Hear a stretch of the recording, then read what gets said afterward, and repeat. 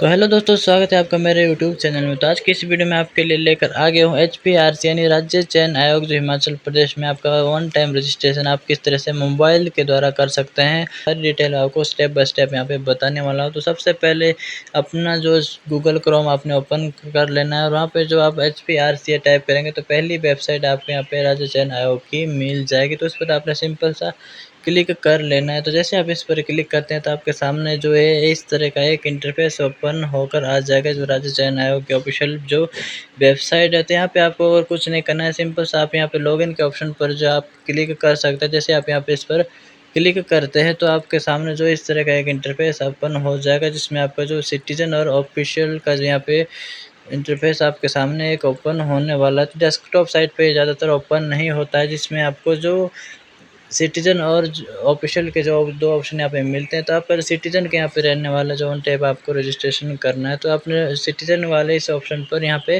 Click कर लेना है। तो जैसे आप यहाँ पे क्लिक करते हैं तो आपको जो सब इस तरह का एक इंटरफेस ओपन आ जाएगा, जहाँ से आपको जो आईडी पासवर्ड के द्वारा लॉगिन यहाँ पे कर सकते हैं कैप्चा कोड डाल के। लेकिन उससे पहले आपको जो यहाँ पे रजिस्ट्रेशन जो करना होगा, तो यहाँ पे लास्ट में आपको सिटीजन का न्यू यूजर या साइन इन का ऑप्शन यहाँ पे मिल जाएगा, तो उस पर आपने क्लिक कर लेना है। तो जैसे आप यहाँ पे क्लिक करते हैं तो आप किस तरह से अपना जो रजिस्ट्रेशन करना चाहते हैं, यहाँ पे आपको जो 4 ऑप्शन यहाँ पे मिल जाएगा, जिसमें आपको राशन कार्ड ही, मेंबर आईडी या परिवार आईडी या फिर आधार कार्ड, किसी भी थ्रू आप यहाँ पे रजिस्ट्रेशन कर सकते हैं। तो हम यहाँ पे आधार कार्ड के थ्रू अपना जो रजिस्ट्रेशन जो बेस्ट आपके लिए रहता है।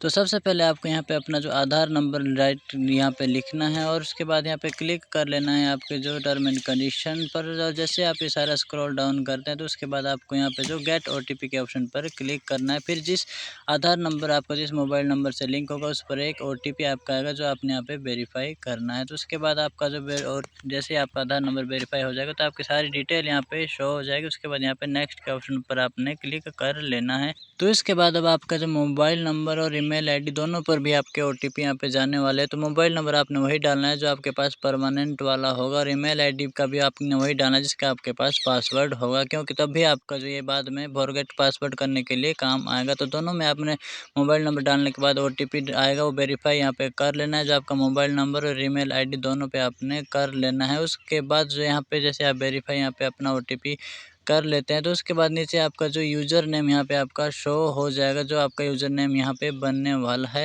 नेक्स्ट आपका जो यहाँ पे पासवर्ड जो बनेगा, तो पासवर्ड में आपने ध्यान रखना है कि इसमें जो मेन आपका जो पासवर्ड रहता है वो सिंपल आपने रखना है, लेकिन इस तरह से रखना है जो आपको याद भी रह जाए। और इसमें आपका जो कैपिटल लेटर, स्मॉल लेटर और आपका जो अल्फ़ाबेट के साथ साथ यहाँ पे काउंटिंग और आपका एक स्पेशल कैरेक्टर भी यहाँ पे होना चाहिए, तभी आपका जो पासवर्ड आपका वैलिड यहाँ पे होने वाला है।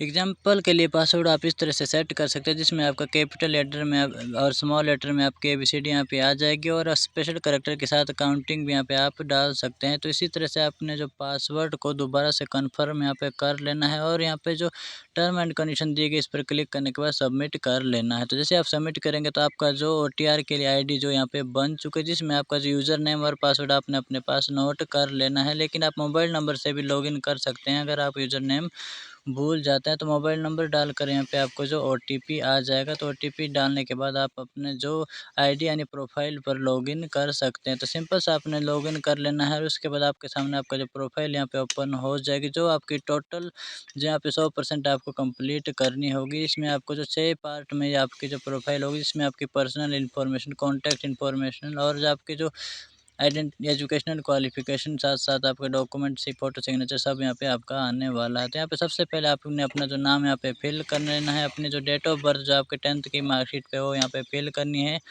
और आपका जो मदर्स नेम, आपका जेंडर यहाँ पे फादर्स नेम, और आपका जो मैरिटल स्टेटस यहाँ पे अनमैरिड, मैरिड आपने चूज़ कर लेना है। इसके बाद आपके जो बोनाफाइड हिमाचल आपका अगर है तो आपने यहाँ पे टिक कर लेना है। अगर आपका बोनाफाइड आप HP है, या फिर आपने जो बोनाफाइड HP नहीं है, लेकिन आपने जो 10th या +2 जो हिमाचल से ही जो पास की है, तो आप यहाँ पे वो भी फिल कर सकते हैं।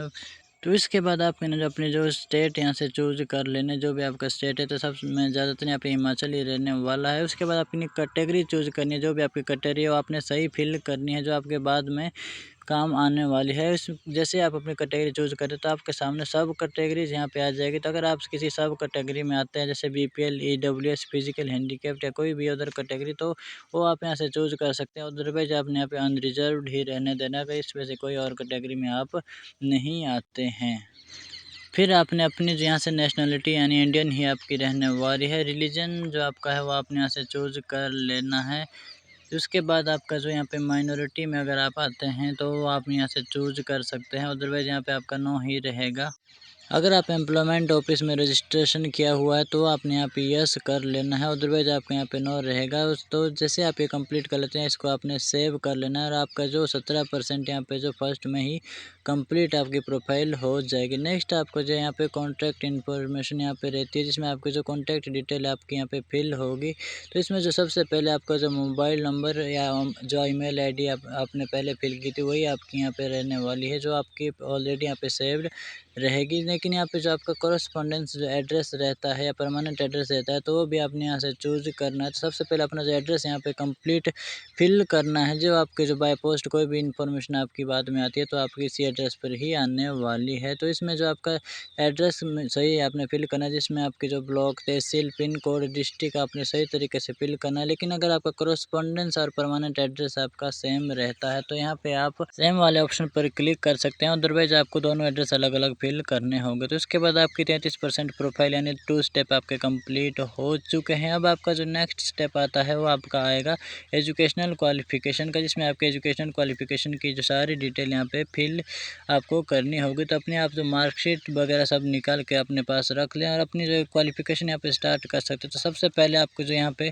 सारी डिटेल फिल करनी होगी, जिसमें आपकी मैट्रिक, सेकेंडरी की सारी डिटेल यहाँ पे फिल करनी है। तो जैसे आप यहाँ पे फिल करेंगे तो अपनी जो सारी क्वालिफिकेशन की डिटेल सेम इसी तरह से आपने फिल कर लेनी है, जिसमें आपका जो बोर्ड और यूनिवर्सिटी का यहाँ पे नाम आने वाला है, स्कूल का या कॉलेज का आपका नाम यहाँ पे आएगा। सब्जेक्ट जो आपके रहता है 10th के आपको यहाँ पे ऑल सब्जेक्ट भी फिल कर सकते हैं। यहाँ पे आप सारे सब्जेक्ट के नाम भी यहाँ पे शॉर्टकट या पूरे लिख सकते हैं। उसके बाद जो आपके पासिंग ईयर्स आपका रहता है, रिजल्ट आपका फेल पास, जो सारा डिटेल यहाँ पे फिल करना। तो ये आपका सभी का ये सेम रहने वाला है, जिसमें आपका 10th +2 ग्रेजुएशन या उधर डिग्री डिप्लोमा जो भी आपके पास है वो सारा यहाँ पे आपको फिल करना है। तो आपका सेम इसी तरह से जो पास फेल या परसिंग अपेयरिंग जो आपका है वो इसी तरह से फिल आपने कर लेना है।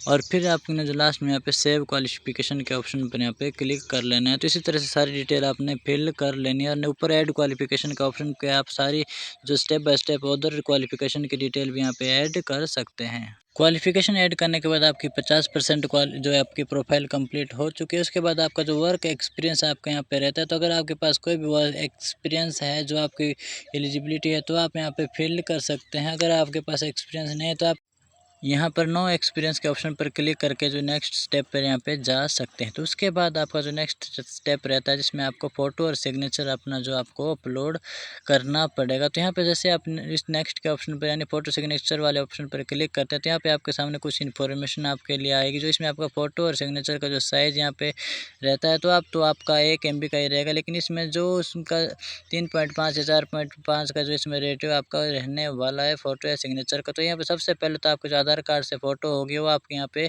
ऑटोमेटिक आपको शो हो जाएगी। लेकिन अगर आप मैन्युअली भी यहाँ पे अपलोड यहाँ पे फ़ोटो या सिग्नेचर अपलोड कर सकते हैं, तो यहाँ पे आपके सामने अपलोड फ़ोटो या अपलोड सिग्नेचर का जो ऑप्शन यहाँ पे आपको मिल रहा है। जो फ़ोटो या सिग्नेचर आपको 1 MB का यहाँ पे होना चाहिए। तो यहाँ पे अपलोड फ़ोटो या सिग पर आप क्लिक करेंगे तो उसके बाद आप अपना यहाँ पे फ़ोटो अपलोड कर सकते हैं, जो भी आपका यहाँ पे पासपोर्ट साइज़ फ़ोटो रहता है। तो जैसे आप इस पर क्लिक करते हैं तो आपका फ़ोटो अपलोड यहाँ पे हो जाएगा और सिग्नेचर भी आपने इसी तरह से अपलोड कर लेना है।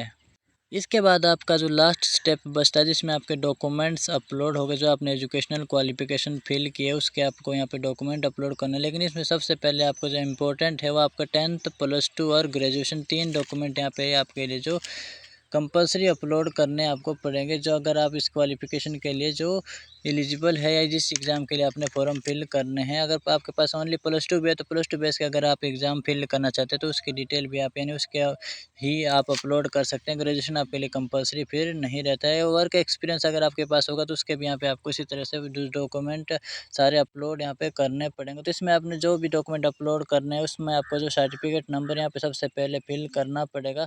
उसके बाद जो आपका इशू की डेट यानी जब आपका सर्टिफिकेट इशू हुआ है उसकी डेट यहाँ पे आपको फिल करनी है और वैलिडिटी की डेट यहाँ पे आप तभी चूज़ करनी है अगर आपका जो 1 ईयर वाले सर्टिफिकेट अगर आप कोई अपलोड करते हैं। अदरवाइज़ यहाँ पे इसको आपने रहने देना है। लेकिन जो सर्टिफिकेट आपका रहता है वो आपका 2 MB का होना चाहिए और वो PDF फाइल में यहाँ पे आपका होना चाहिए। तो उसको आप यहाँ से चूज़ करके सेव यहाँ पे कर सकते हैं। और जिसके बाद नेक्स्ट के ऑप्शन पर आप यहाँ पे क्लिक करते हैं तो उधर डॉक्यूमेंट भी आपको सेम प्रोसेस में ही अपलोड यहाँ पे सभी डॉक्यूमेंट कर लेने हैं। यहाँ पे आप व्यू भी अपना डॉक्यूमेंट कर सकते हैं कि आपका जो डॉक्यूमेंट है वो सही अपलोड हुआ है या नहीं हुआ है। तो इसके साथ ही आपका जो रजिस्ट्रेशन यानी कंप्लीट हो चुकी है, आपकी प्रोफाइल जो कंप्लीट 100% यहाँ पे आपकी ऐड हो चुकी है। जैसे ही आप यहाँ पे एप्लीकेशन के ऑप्शन पर क्लिक करते तो आपके जो कंप्लीट इन्फॉर्मेशन यहाँ पे मिल जाएगी। जो भी आप उधर आने वाले एग्ज़ाम के लिए अप्लाई करते हैं, कौन सा एडवर्टाइजमेंट के लिए आपने अप्लाई किया है, वो सारी डिटेल आपको यहाँ पे मिल जाएगी। तो जैसे कोई नोटिफिकेशन हम निकलेगी, जो भी आपकी भर्ती JBT TGT या फिर जो भी उधर भर्ती यहाँ पे निकलने वाले हैं, तो सारी डिटेल आपको इसी तरह यहाँ पे फिल करनी है। ओनली आपको अपनी ID में लॉगिन करना है। जो भी एडवर्टाइज यहाँ पे अप्लाई करना चाहते हैं वह यहाँ से अप्लाई कर सकते हैं। इसके साथ ही अगर आप अपकमिंग जो एग्ज़ाम आने वाले हैं उसके लिए नोट्स लेना चाहते हैं तो भी हमारे पास कंप्लीट हो चुके हैं। तो आप दिए गए व्हाट्सएप नंबर पर किसी भी एग्ज़ाम के नोट्स लेकर अपनी तैयारी शुरू कर सकते हैं, क्योंकि अब पोर्टल शुरू हो चुका है। इसके बाद जल्दी ही आपकी जो नोटिफिकेशंस एग्ज़ाम की आपकी शुरू होने वाली है, तो उसके लिए जल्दी आप तैयारी कर सकते हैं।